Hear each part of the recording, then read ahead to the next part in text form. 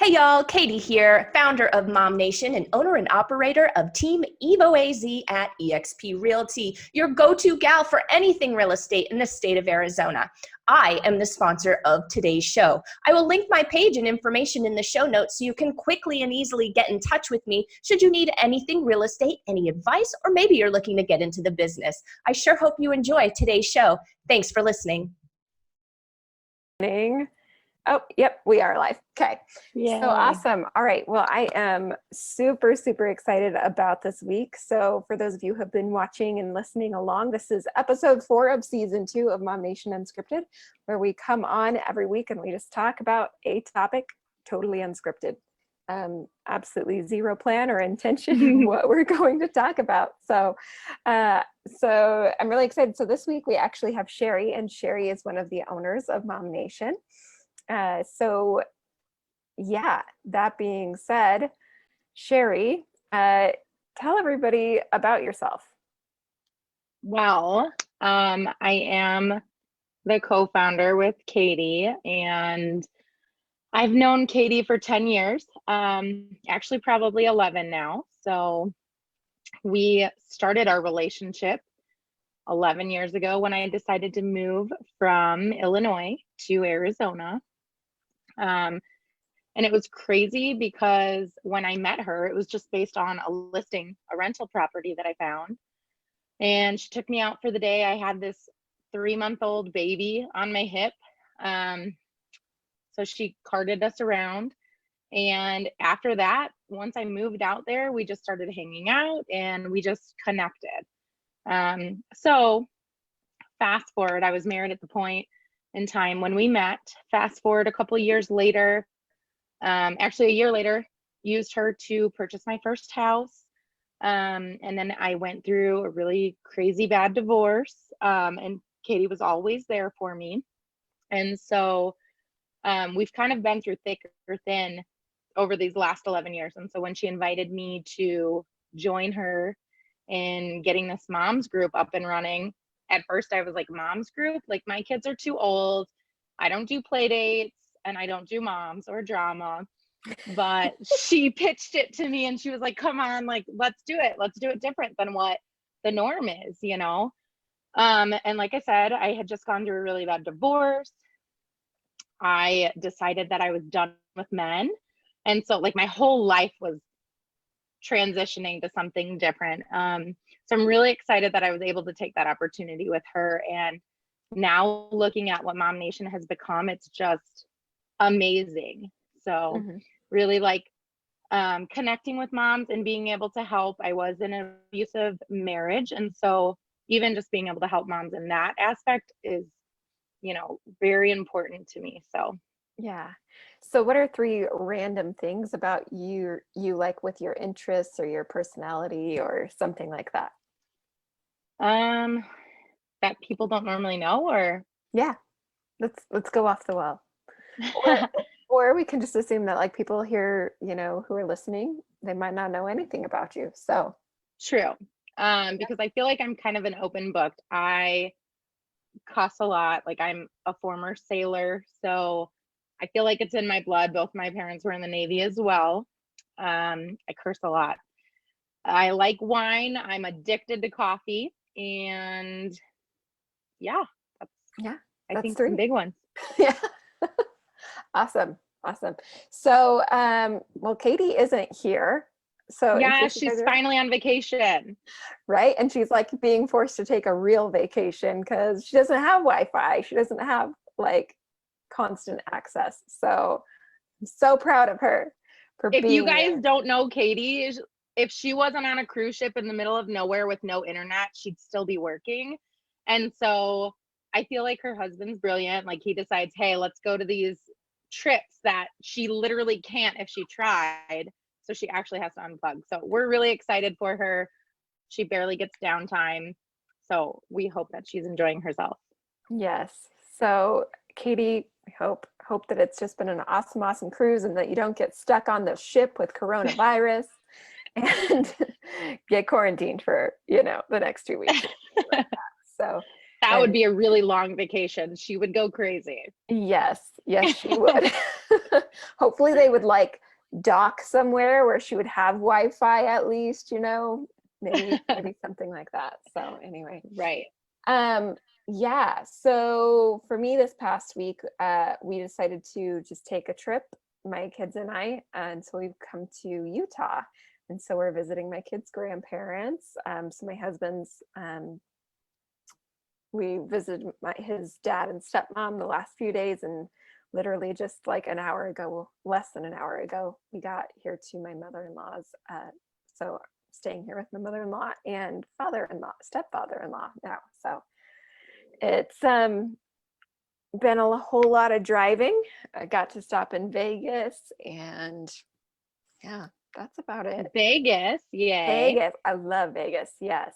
Vegas is like, how everybody says that Disneyland is like the happiest place on earth. I feel like Vegas is like the most magical place on earth, because and everybody always hears that and they're like, really? Why? But I love the shows. I love Cirque du Soleil. I love the architecture and going inside of the casinos and like how elaborate all of everything is.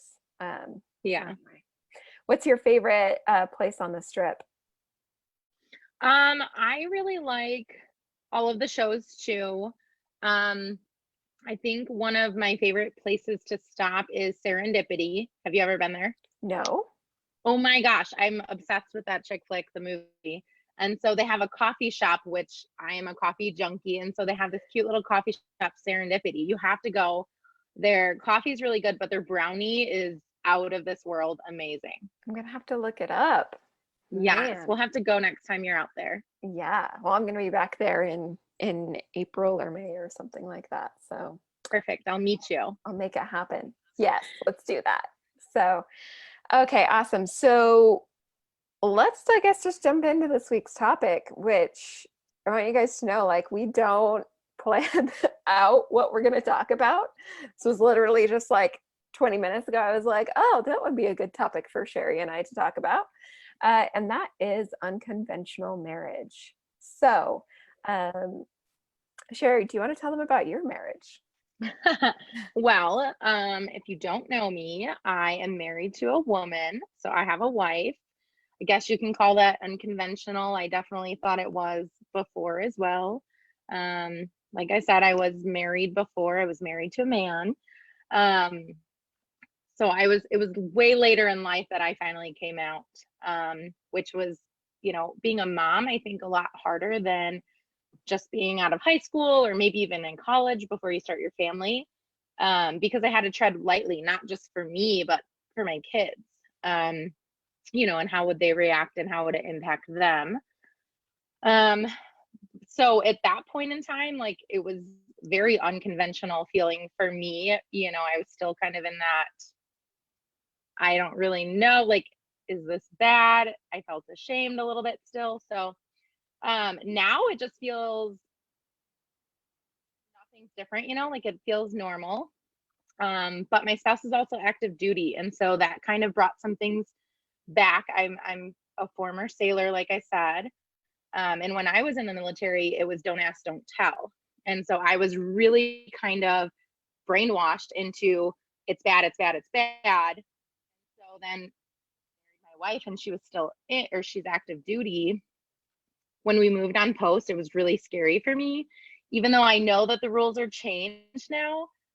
It was like a witch hunt when I was in. And so moving on post and declaring, hey, I'm married to this female, and it was really scary. But I definitely think that things have really made big changes in the military. There's still some stigma and things like that from certain people that are just closed-minded, but just to be able to live on post as our family and not have any issues is just crazy. And that my wife can be successful, she's promoting and moving up and things like that, and it's not ruining her career. It's a beautiful thing to see. Absolutely.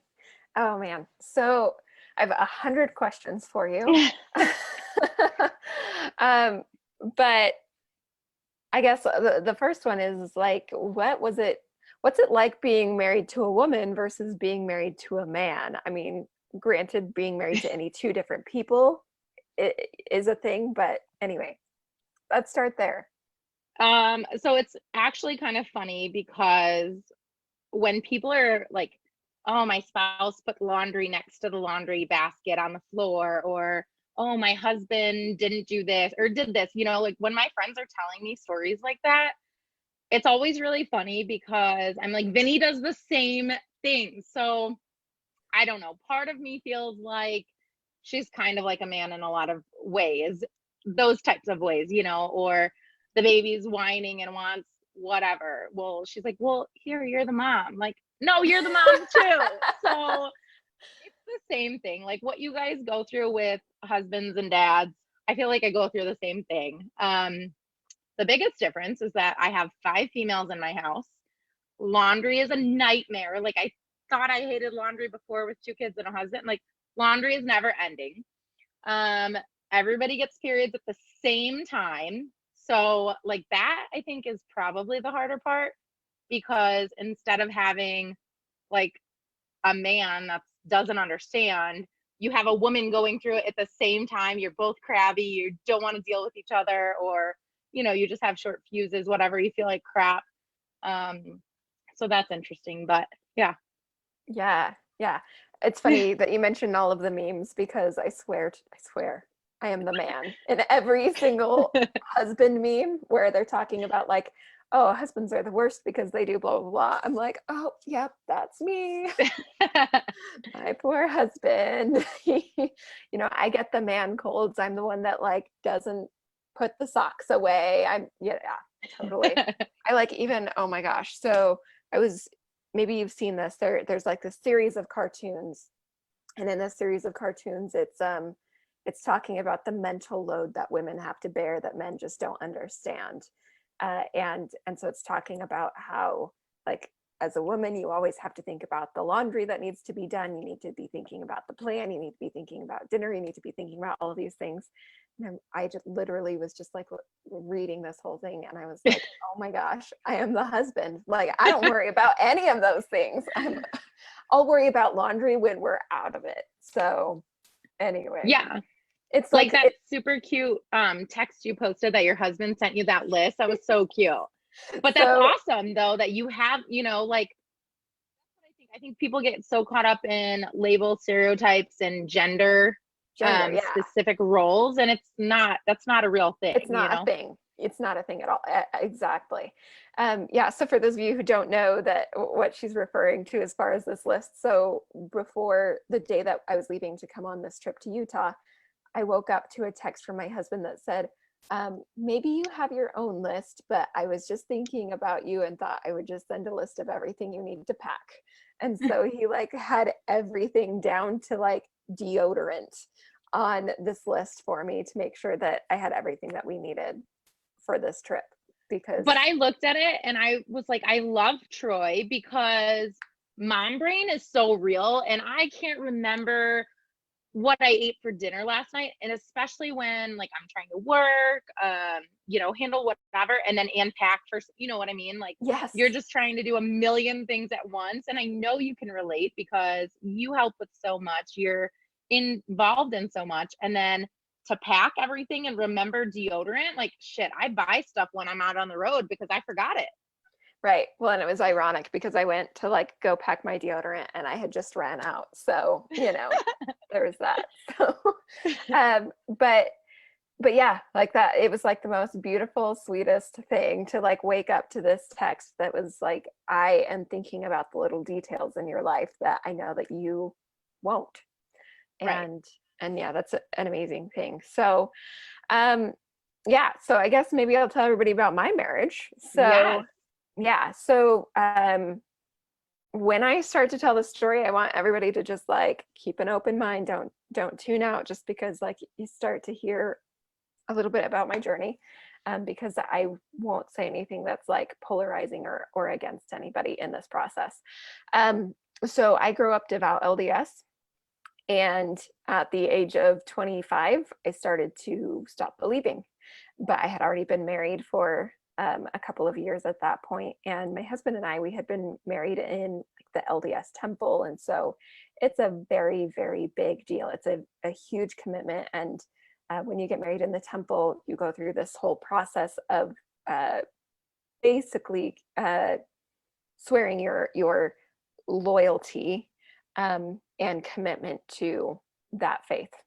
And so at the age of 25, after I've already gone through this whole process, I'm suddenly finding myself like, oh, I don't know if I believe this. And gradually over the next few years, I reached the point where I did end up leaving the faith, which can be a very, very big deal. When I was growing up, if there was a couple where one of the people left the faith, it was just the automatic assumption that they got divorced. And we actually ran into that quite a bit as I started to transition out of the faith. So he, we started to tell family, and family would just say, oh my gosh, you guys are getting divorced. And that was the immediate assumption. And honestly, that was our immediate assumption as well. The day that I told him that I didn't believe, it rocked us. And for the next few days, I was like, I think we're gonna just have to go separate ways. Well, a few days later, I took a pregnancy test and found out I was pregnant with my son, Jack. And so we had to like put our heads together and like, okay, so we're going to have a second child together. So we need to decide, like, are we going to make this work? And if we are, how do we make it work? And it was this long, slow process where we finally reached the point where we decided to stay together. And like really decided to work together and stay together. And so anyway, we've actually spoken at a few different things about what it's like being a mixed faith couple. And not just being a mixed faith couple, because there are lots of mixed faith couples where like they go into the relationship that way, but to go into a marriage where you are fully expecting for both of you to be fiercely committed to this faith and this religion for the rest of your lives, to suddenly find yourselves at the point where you're now in a mixed faith marriage. And anyway, it was a very interesting journey, and we've had to learn to work to understand each other when our foundational beliefs are no longer the same. So anyway, you know what? Yeah. When you told your story, I kind of feel like obviously it's different, but it's kind of your coming out story too. Mm-hmm. And so I'm sure that was scary and, hard for you to finally vocalize that, right? Yeah. Oh yeah, because there are so many, if you ever went out and you read the faith transition stories of people who are transitioning away from the faith, there's a lot of cases where their families abandon them, where they want nothing to do with them, where their spouse immediately divorces them. And so it's this really interesting thing. I actually read quite a few coming out stories as far as the LGBT community goes when I was going through this faith transition, because I knew that like they understood what it was like to tell somebody, this is what this is my new life, and hoping people will respect it, but not knowing if they will. Which one of the stories, it was so fascinating to me, because I felt like, I understood what people in the LGBT community were dealing with so often, because I was going through this coming out. But I read this one story where it was someone was talking about how people think of coming out as a one-time event when you're in the LGBT community, but it's not, because every time you meet a new person, you have to come out again. Whereas like somebody, they meet me now, they look at my shoulders, they look at my tattoo, they just, there's never this assumption that I am LDS, right? Unless they Yeah. hear the lilt that I talk with, the Mormon accent, which I've had people pick up on. But that's something, like when I read that story and I realized, like, oh my gosh, like you don't just come out once, you get to come out over and over and over for the rest of your life. Have you found that to be true for you? Yeah, I mean, definitely, just because it's not something that you can just assume by looking at somebody.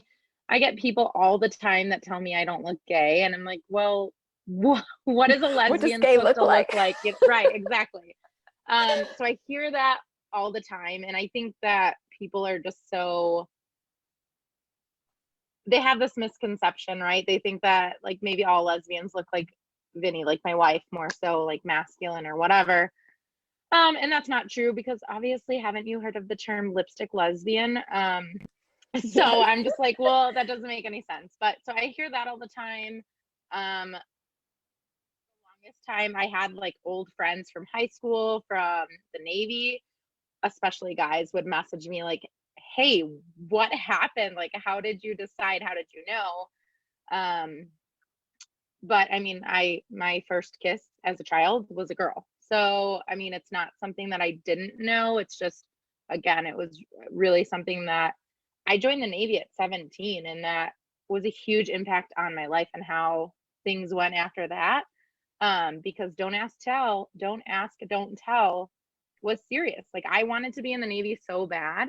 Um, and I had friends from basic training that after a year, she couldn't handle it anymore, and she outed herself, and she got kicked out immediately. What? um yeah, ruined her career, lost any benefit that she could have ever had as a veteran. And so that, in addition with like my best friend in the Navy, Mhm. um my unit was like coming after us, and just speculating like, why do you guys hang out all the time? And so we both got boyfriends.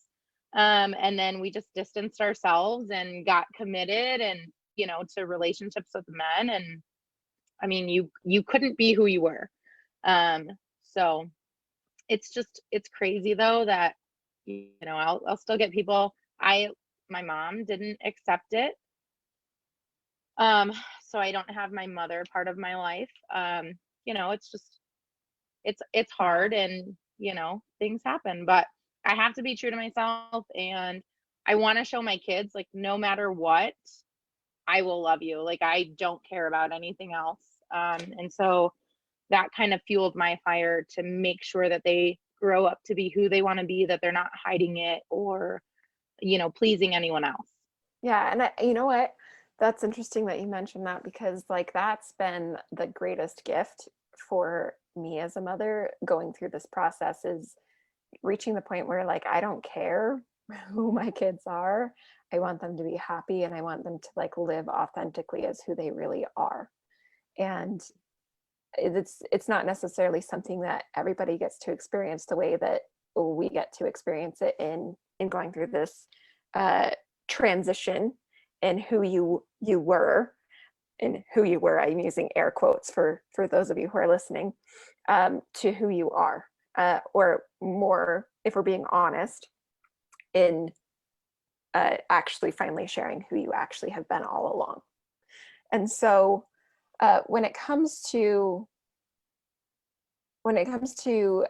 coming out, I mean, you said that your mom wasn't accepting of that, but what was that whole process like for you, going from being in a heterosexual marriage to coming out? Yeah. Well, initially, so I mean, it was scary. It was terrifying. I went through a really bad divorce, and so I think that people were like, "Oh, you're just switching teams now because you had a really bad divorce," or like Yeah. they just assumed that I was just going through Done midlife with men because crisis or of something. him. Yeah. Right. But they didn't know, my backstory either. They didn't know all the way to childhood. Like I said, it was terrifying because I had kids at this point, and I didn't want to tell them until I knew, and I definitely wasn't bringing anyone around them no matter what until that person was definitely staying in my life. The kids had already gone through a lot, like with my previous marriage and that situation. And then even still, like, my mom's not in our life, so they still had to deal with that too. So it was just a lot, you know. So it was scary, but then also at the same time, once Vinny and I were together long enough, and I think it was at work, honestly. Somebody made a comment and I just said, "Oh, my girlfriend." I don't know what made me decide that day, but I said my girlfriend, and they looked at me, but like nobody really gave a shit, and I don't care what they think, right? Right. You don't pay my bills, so what do I care? Uh-huh. And so that kind of was like a tiptoe into it. And it's funny because, like I said, I was older. I was like 28. And so I feel bad for Vinny because she was out. I mean, there was no secret there, but she had to keep a secret because I wasn't ready. Yeah. And so, I mean, she never pressured me, but I feel like that would be hard for somebody to like go back into the closet when they've been out for so long. Yeah. So that kind of weighed on me. But honestly, once I changed my Facebook status, it was so liberating. Like I felt like a whole weight was lifted off of my shoulders. Mm-hmm. You know, I was just so happy. And I know even the kids could definitely see mommy was finally happy, you know? Yeah. Okay, so this is the interesting part of uh I guess both of our stories is the cultural subtext that we haven't talked about.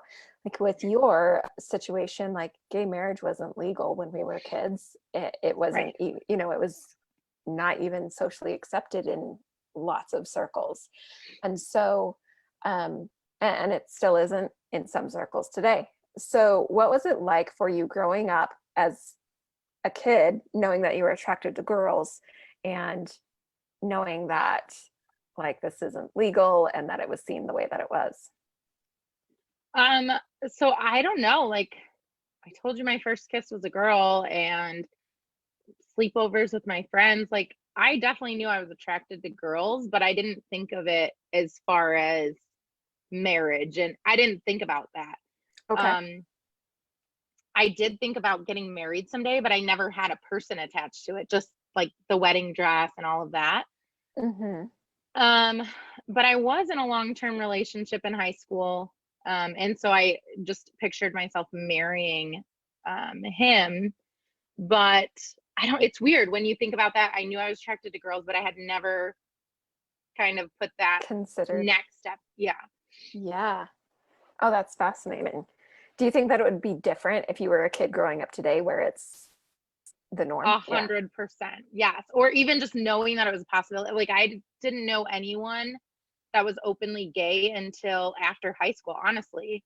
Um, and so I can't even think of any gay couple that I was aware of or anything like that. Mm-hmm.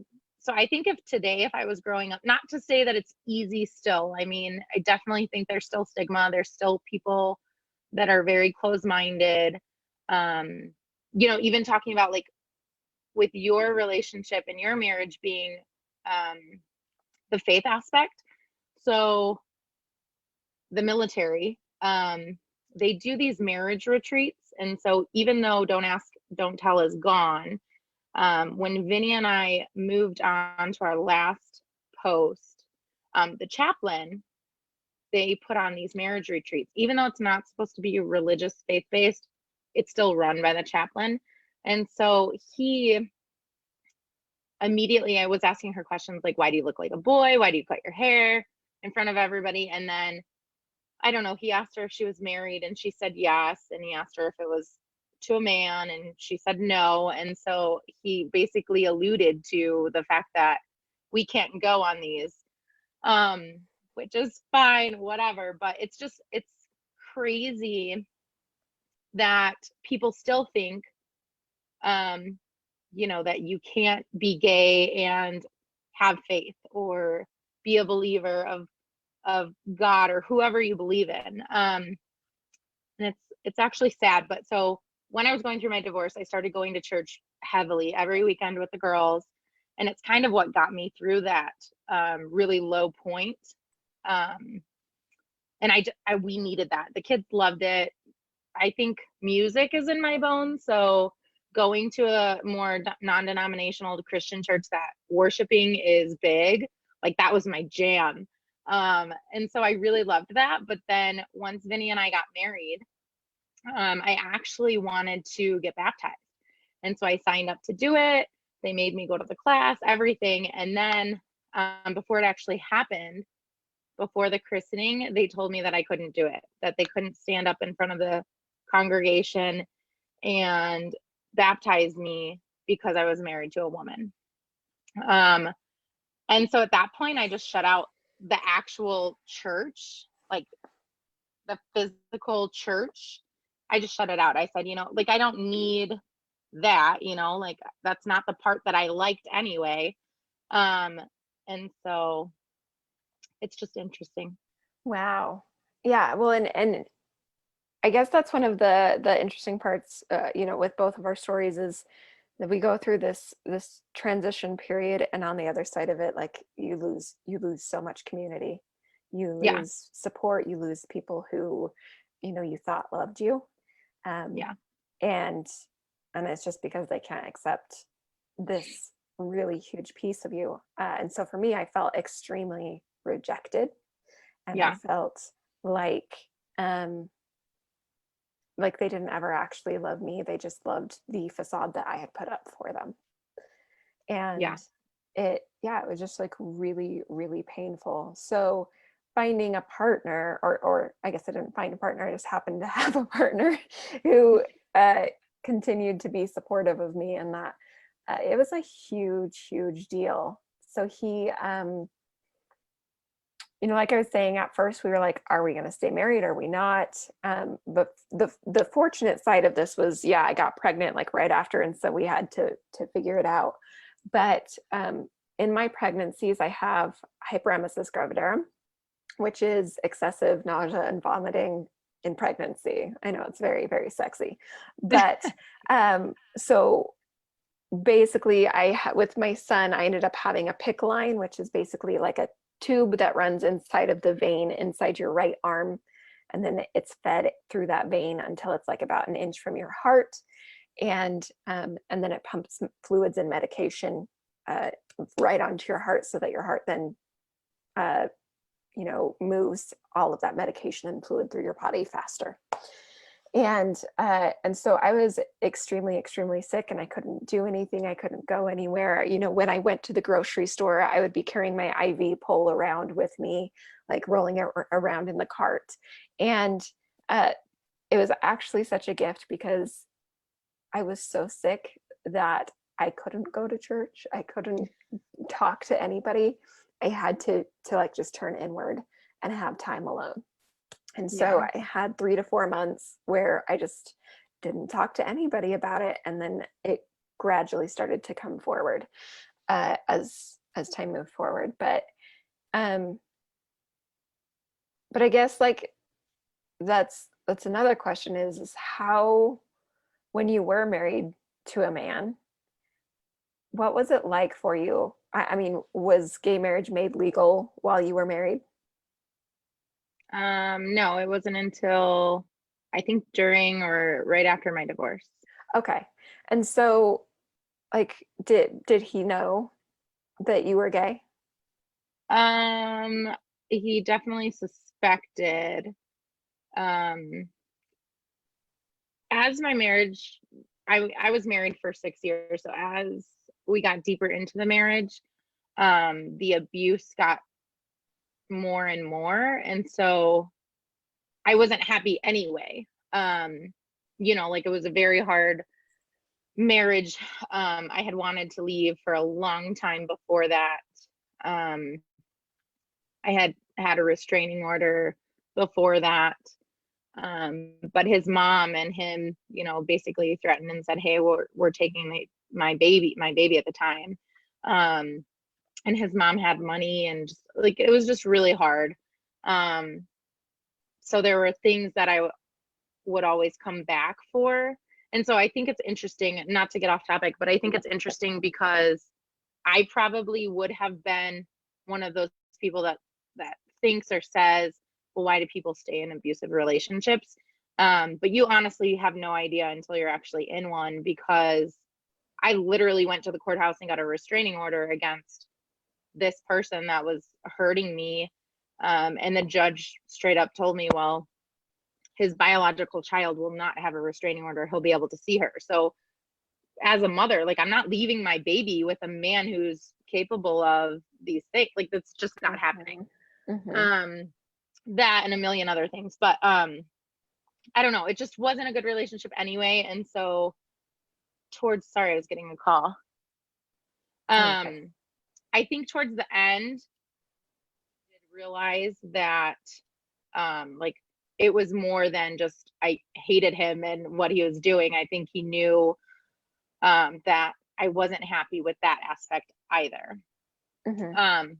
But I actually I have a question for you. Okay.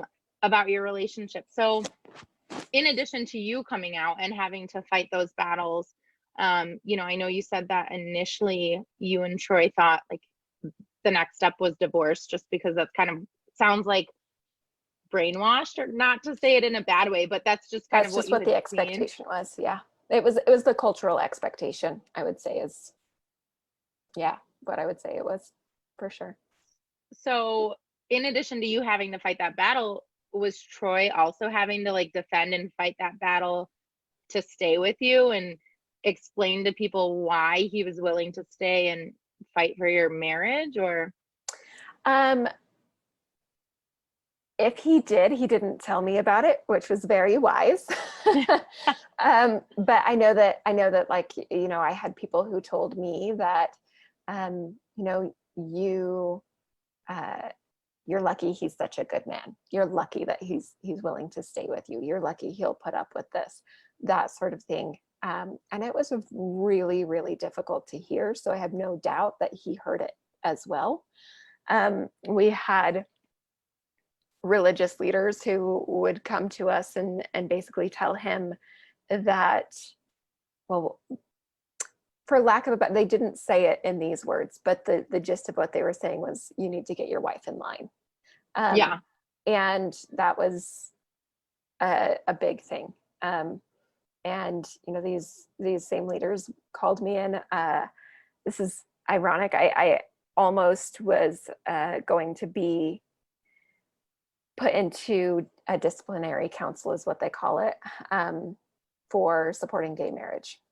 And and so they told me, like, if you go to Pride and if you march in the parade for Pride, then we're going to hold this council to determine what to do with your membership. And I just quit going to church at that point. So that I was done. But yeah, that was actually a really, really big thing. He definitely got crap for it.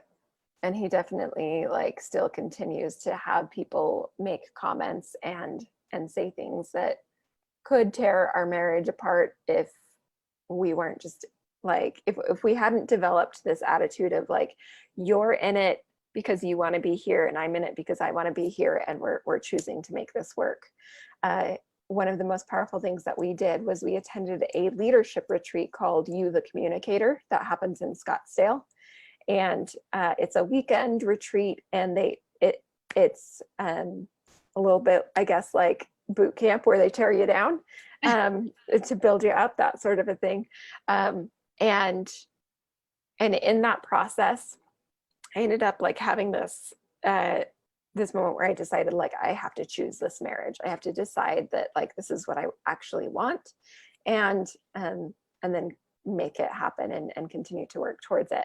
And so I've actually had a conversation with some friends about the idea of with our partners, a lot of times we end up being in relationships because we need our partner.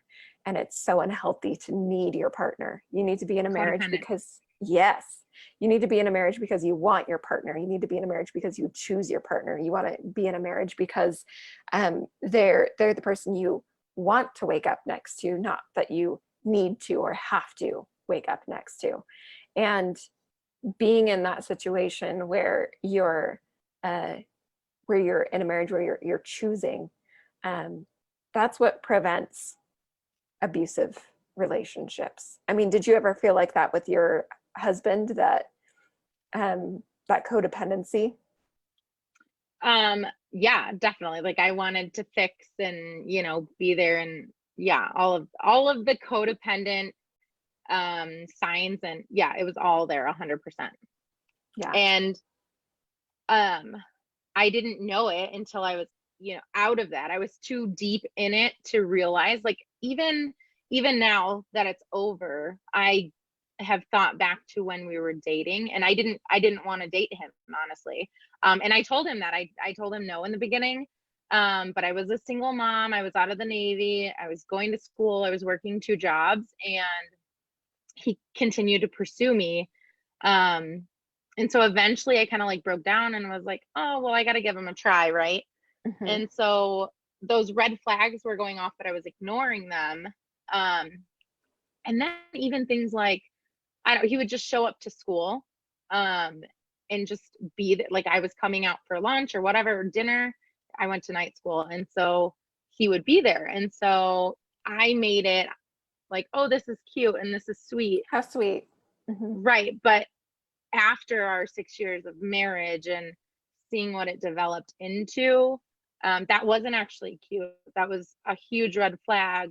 That was telling me like, hey, he is right. He's very controlling. He's insecure, and, you know, all of those things. And so what that turned into was, he didn't work the 6 years that we were married. And so what that turned into was I would go to work, and as soon as my shift was over, I was getting a call saying, are you on the 60? How far are you from, like, asking me what roads I was at. And then if I wasn't home in a specific time frame from the 60 in Val Vista to getting home, like, it was hell to pay.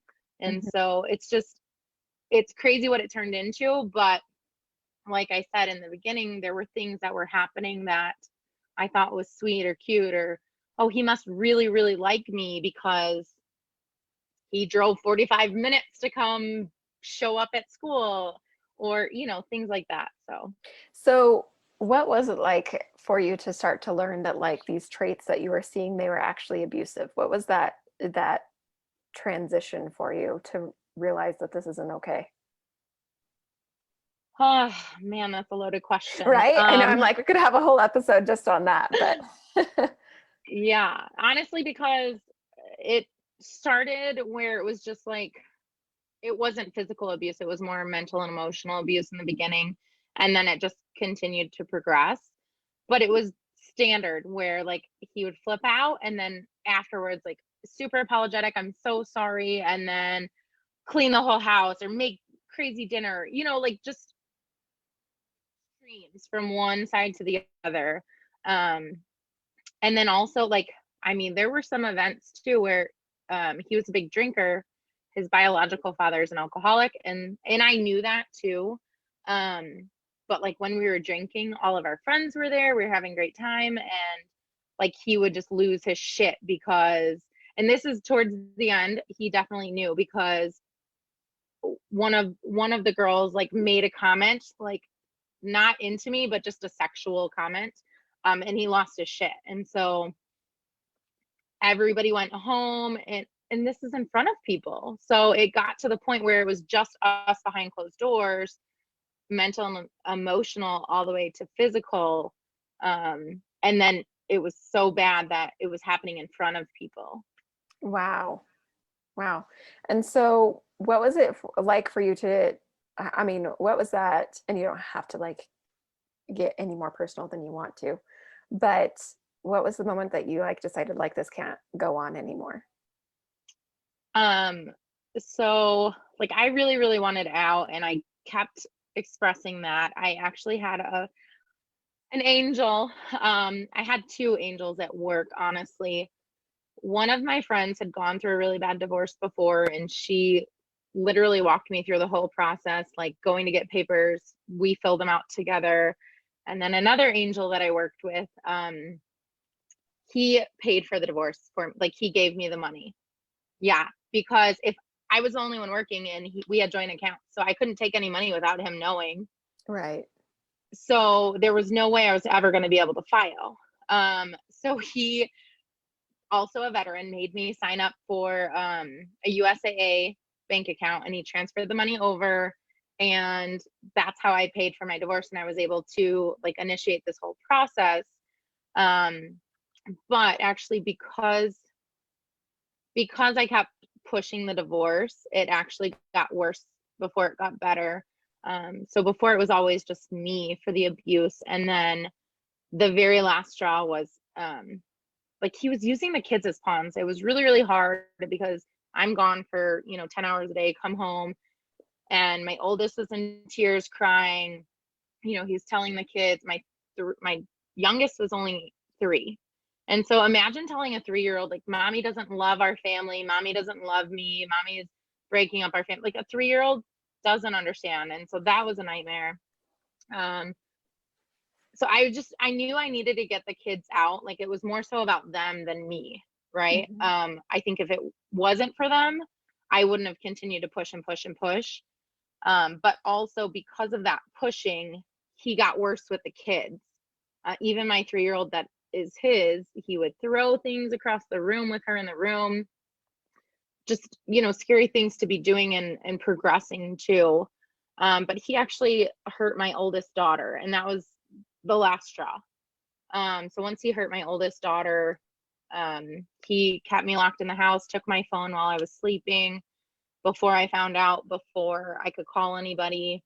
And then once I was able to get out and go back to work is when I was able to go. I went to my parents' house because at this time my mom was still in my life, to get their help in reporting it, and he got arrested that day. And so ever since that day, he's officially finally been out of our lives. Oh my gosh, it's awful.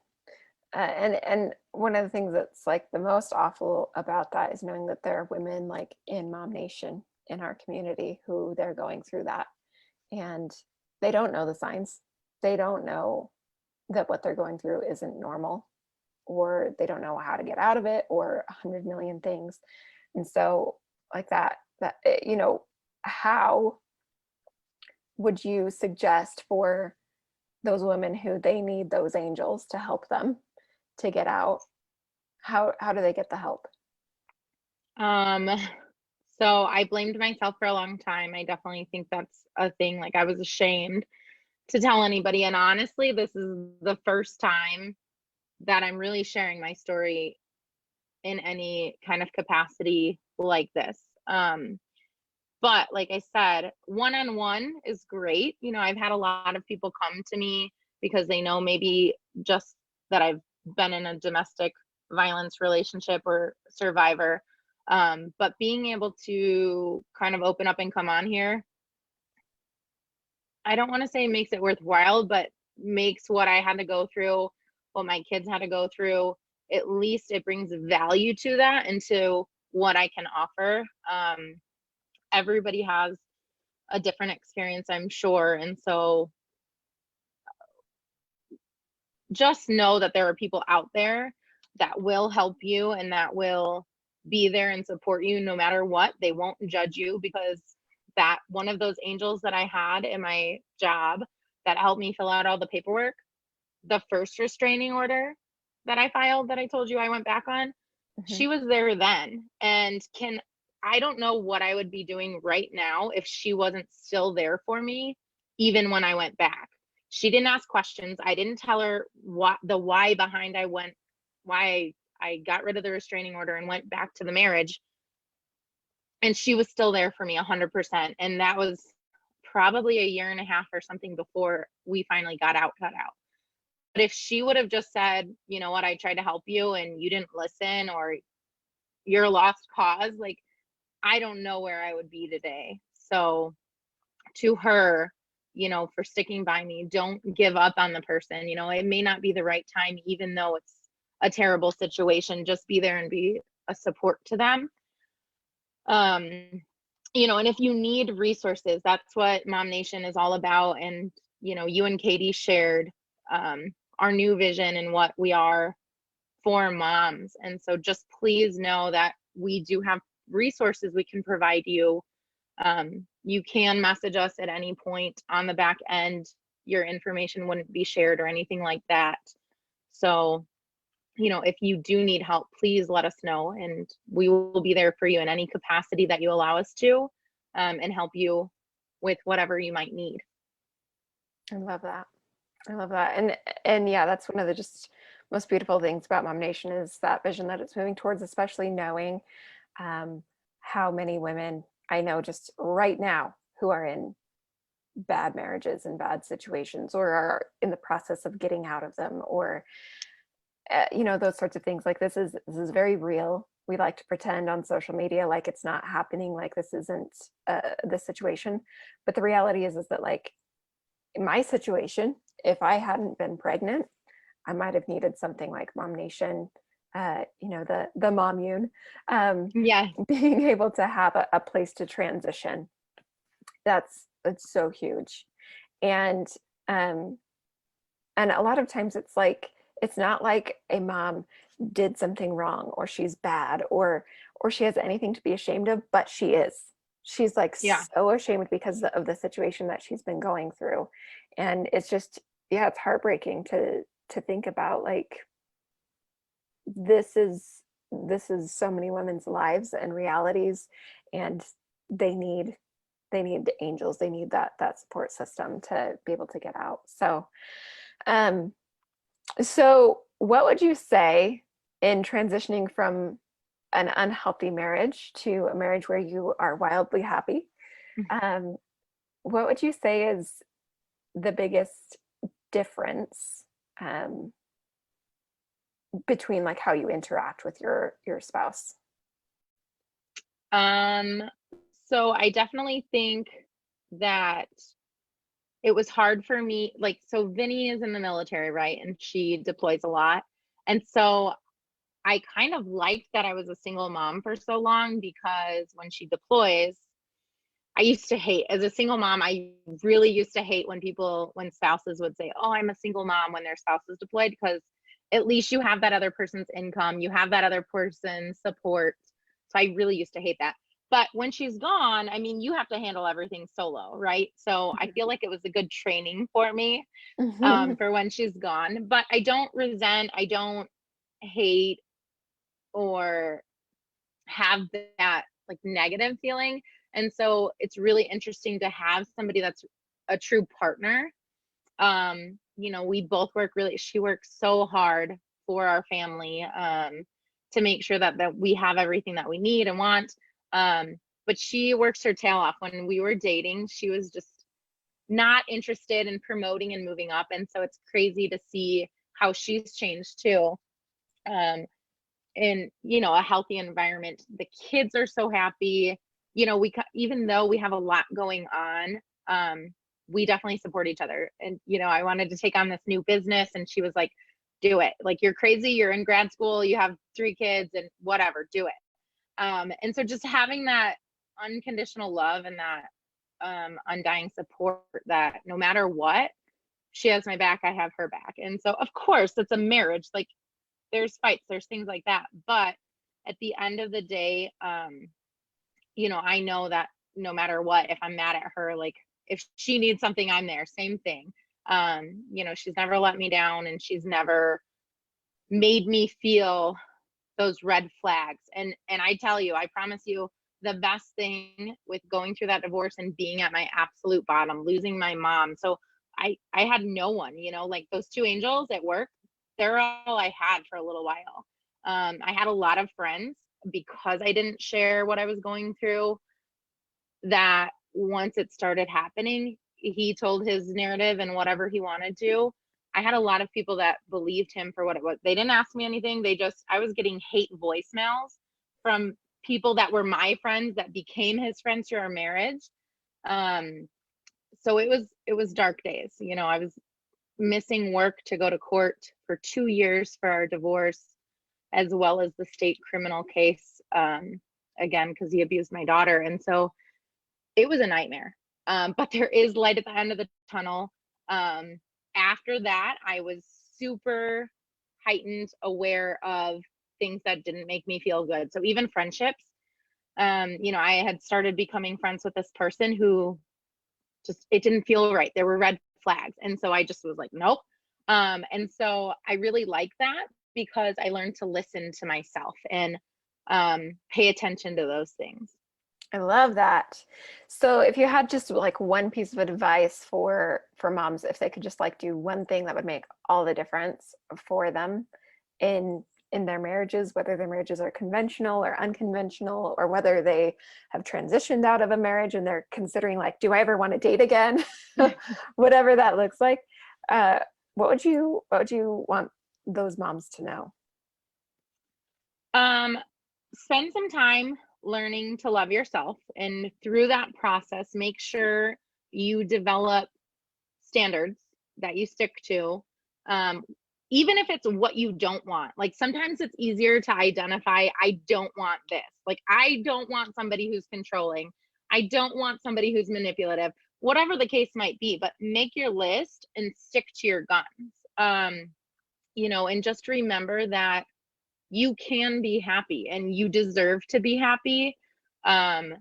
So don't get so caught up in, I have to be married, I have to have a family, like being a single mom doesn't look right, or what, because I had those ideas too before. So just don't listen to anyone else except for what your heart is saying that you need and want. And just listen to those red flags, because you do deserve to be happy, and our kids deserve to see us truly happy, whether it means single in a conventional or unconventional marriage. That part doesn't matter. They just deserve to see what true happiness and what love really looks like and should look like, instead of this whole, oh, I need to be married or I need to stay with this person because we have kids. No, if it's not right, it's not right. Right. Well, and it's interesting as you were talking about whether that's in a conventional or unconventional marriage, all of a sudden I was like, oh my gosh, what? I just think about like the fact that you and we are both in unconventional marriages, but we're so happy. Yeah. And the fact that if we were in conventional marriages, if I had sat there and forced and pretended that I believed something that I didn't believe, I would be miserable, and I'd be a unhappy mom.